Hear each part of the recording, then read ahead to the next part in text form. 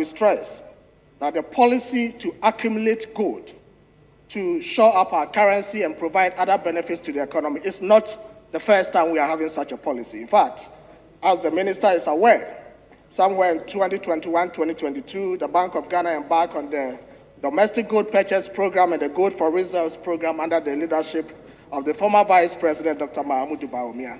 It is this policy that has anchored our currency till today.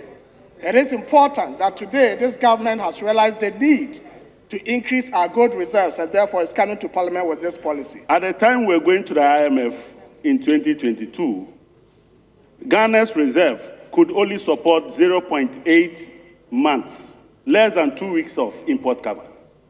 And yet somebody said he started gold purchase program and gold for reserves, but ended up without reserves and had to go to the IMF because after printing a lot of cedis, they struggled to externalize the cedis to pay external obligations and needed now to go and tell the world that they cannot pay. Emphasis is to convert cedi resources into forex resources.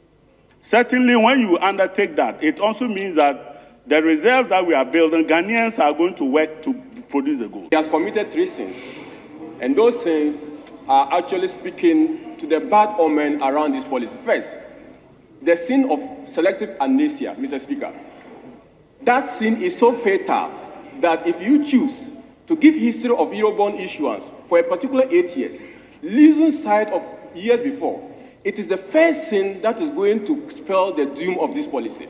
Mr. Speaker, the second sin. The second sin is a sin of propaganda, Mr. Speaker.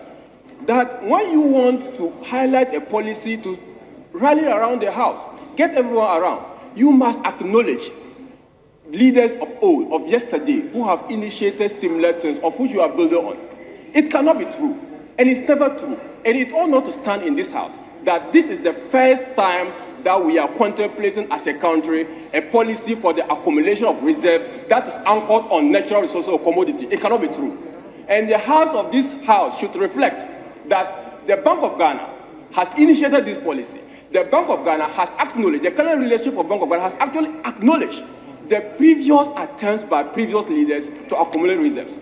Mr. Speaker, this has to go down as one of the most forward-looking economic policies envisaged by any government, because we do know that the Ghanaian economy for many decades prior to last year had been undermined significantly by challenges